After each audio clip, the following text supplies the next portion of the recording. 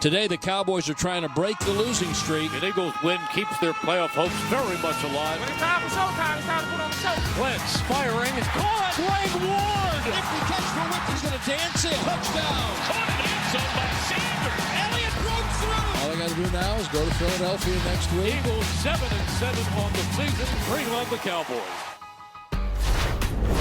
I mean, do you really need a shoulder to play quarterback? You got two of the darn things. Dak has not done much all week, but he still swears that he will be set to sling it around come Sunday. I mean, I'm getting better. Simple as that. Mobility, the function, and it's all improving. That's the key. It's the goal. I'll be good to go Sunday. It's frustrating. I'm a guy that likes to be in the action. I don't like to sit back. Don't like to take any reps off, but it's good mentally. It's always fun, just challenging yourself, and right now it's just a mental challenge. So same preparation in the game plan, if not doubling down since I don't get those physical reps, but I'll be ready to go. All right, let's find out if Dak's form is as fit as he suggests with a trip to Frisco, where our Jane Slater is set up. All right, Jane, what do you have? What is the latest on Dak and that shoulder? Well, Dak Prescott finally got some light throws in during practice after not throwing really at all this week. On Wednesday, I said that we had observed him do one overhand throw with that right shoulder, but it was a very ginger one in a pat and go drill. He's been all week working on that lower body torque movement while holding the ball in his left hand, so today was significant. Prescott addressed the situation, as you heard him earlier on Thursday, saying he's dealing with a sprained AC joint, so it's limited his mobility after sustaining that injury in the first quarter against the Rams. But he also pointed out that, he's dealt with this a couple of times while he was in college at Mississippi State on the run. He's had these shoulder injuries. He's characterized the pain as annoying, but he said he's had worse pain in the past. Now, I will also point out to you that while we saw him throwing today, he plans on getting a full go of workouts throwing the ball ahead of the game on Sunday. So we'll likely see a little bit of that possibly on Saturday, which we won't be here for. And then I anticipate we'll see a lot of that Sunday ahead of the game during those pregame warm-ups. I should also point out that, look, it's no secret he's not going to be throwing the ball 30 times or more on Sunday, but maybe that's a good thing. When he's throwing, and he was throwing for 32 or less pass attempts, they are 5-0 this season. So just a number to keep an eye on, and probably a good thing if this run game is all of a sudden back and in full force. Oh, yeah. And you know what, Jane? I'll see your stat with another stat. How about 8 100-yard rushing games allowed by the Eagles since 2017? 4 of those are from Zeke. So like you said, maybe this is a good thing that the shoulder isn't going to be able to throw that thing 30 or 40 times. Now, you know what a win for Dallas would do. It'll clinch the division. It's essentially a playoff game. Is that how the players are treating this? What are they saying about kind of the magnitude of this contest? Absolutely. And then going back to Dak Prescott, let's not forget he grew up in Houghton, Louisiana. He grew up a Cowboys fan. He said he often dreamed of moments like this, being a quarterback in a critical situation, a game against the Philadelphia Eagles, something, again, as a Cowboys fan growing up, he knows about the rivalry. He knows that there's no love lost between these fan bases. But you'd have to go back to when he was 3 years old. That was the last time the Cowboys won consecutive division titles. It's crazy how this NFC East division has really flip-flopped each year, so this would be a big deal if they were able to get this done. Of course, Jason Garrett, a guy that's all about process and taking things day by day. He knows the significance of this game, but they're not approaching this like a playoff game. They're approaching this as just a Week 16 game that they've got to win. Yeah, you mentioned it is crazy. You have to go back to 03-04 since you had back-to-back division champs when the Eagles did it from 01 to 04. Cowboys trying to make that happen. Jane, thank you. No doubt as practice proceeds and we get more news out of Dallas. We'll check back in, and for more on this matchup, to the office of our Super Bowl winning general manager, Charley Casserly, for what he's watching. Give us a couple matchups you got your eye on there, Charley.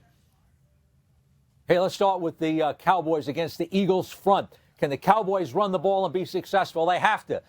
To me, Zeke's got to carry it 20 times, and Tony Pollard's got to carry it at least 10, 30-plus carries. Last week, they reestablished their identity of running the football against the Rams, and that's why they won the game. Dak, all he had to do is to throw play-action passes. He throws it 25 times. You run that ball 35 times. That's the matchup I'm looking for. Can they stay with the run and run against the Eagles front? Now, turn it around to the other side. What's the key for the Eagles matchup in this game? It's to prevent the big plays to Amari Cooper deep. Let's roll the tape and take a look at what I'm talking about here. First of all, the double move right up top of the screen. Boom, he gets that double move. It killed the Eagles in this game. That's the way this guy gets deep. You play off him, let him catch it in front of him, or you get up in his face and you press him and you don't get him off let him get off the line of scrimmage. Don't let him do those double moves. That's the matchup we're going to watch. Can that Eagles secondary, the undermanned Eagles secondary, prevent the big plays to Amari Cooper? Yeah, no doubt. Struggled to do that all season, and we will keep it going. Again, we are just getting started here, Charlie. Thank you for the matchup keys.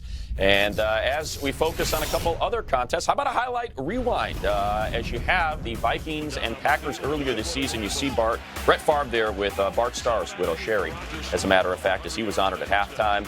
Packers offense held to just 10 points, 213 total yards week 1. Rodgers using a wristband to call plays for the first time in week 2. He throws high for Geronimo Allison in the end zone, 12-yard touchdown there. Packers would go up 14-0. Rodgers, 209 yards, 2 TDs. Fourth quarter, Vikings down 21-16 with a first and goal. Cousins off his back foot into traffic and intercepted by Kevin King in the back of the end zone. Packers would win 21-16. Cousins, 14-32, 230 yards, touchdown and 2 interceptions with a lost fumble as we go from the land of cheese to the bread and butter state, where our Tom Pelissero is sharing a set of stories on the Monday Nighter between, listen, I heard it was the bread and butter state, the flour mills and stuff. I don't know.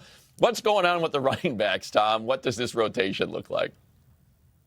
Never heard that in my life, Matt. I did just get off the practice field where the bread and butter of the Vikings running game, Dalvin Cook and Alexander Mattison, both on the field, but neither one had their helmets, not participating. Cook is dealing with that SC joint sprain on the right side as well as a left shoulder injury. A long shot at best for Monday night against the Packers, though he did at least get out there, go through stretching with his teammates. Mattison was working on the side doing rehab. He's been dealing with an ankle injury that took him out last week. Seemed to be moving relatively well. Coach Mike Zimmer said yesterday that he thinks Mattison has a good chance to be ready for Monday night. My understanding is his status may go all the way down to game day. As of now, you can expect that we are going to see a lot of third stringer Mike Boone, who's a fascinating story. He was undrafted out of the University of Cincinnati last year, signed with the Vikings for a $7,500 bonus. Really hadn't played a whole lot on offense until last week when he got out there against the Chargers out of necessity, scored a couple of touchdowns. This is exactly the reason that the Vikings have kept Boone on the 53-man roster, that they might need him if there were injuries, and he gets his chance now in a big spot against the Packers. Yeah, no doubt. See if he can pick up where he left off. Impressive outing against the Chargers here in Los Angeles. What about Kirk Cousins? Statistically, especially since week 5, Tom. I mean, you know what he's done. He's been one of the best quarterbacks in the NFL, but he does not get named to the Pro Bowl. What's being said about that out there? Well, Kirk Cousins was asked about that yesterday, and specifically asked about the fact that his opponent on Monday night, Aaron Rodgers of the Packers, the 2-time NFL MVP, was selected, even though Cousins, if you look at a lot of the statistics, has had a better season overall. Cousins just kind of shrugged, said, I think that Aaron is one of the greatest ever. Also point out it is a top-heavy year in the NFC for quarterbacks. Russell Wilson and Drew Brees also named to the Pro Bowl roster. Of course, we also have to talk this week over and over, Matt, as you know, about Cousins' 0-8 record on Monday Night Football. That's long been the knock on him, is about the primetime games. Cousins said, I would love to get a win for a lot of reasons on Monday night. Of course, that would also wrap up a playoff spot for the Vikings if a Rams loss to the 49ers doesn't handle that for them tomorrow. The good news, while we're dealing with all those injuries in the backfield for the Vikings, is that they seem to be healthy across the rest of the roster. Adam Thielen, who of course had that hamstring that's been an issue over the past couple of months, Matt, made his return on a somewhat limited basis last week. He is not even listed on the injury report, a good sign that Thielen is getting back close to 100%. Yeah, you said it there. Get rid of that 0 in front of the 8 when it comes to his Monday Night Football record, but most importantly, a win, and they are in. That is all it would take for the Vikings to be part of the postseason. Thank you, Tom. And speaking of quarterbacking, when you throw 4 picks in a tight game and lose, maybe you stop going by duck for a little bit. Up next, Devlin Hodges is still the Steelers starter, but will that stick if he struggles early versus the Jets?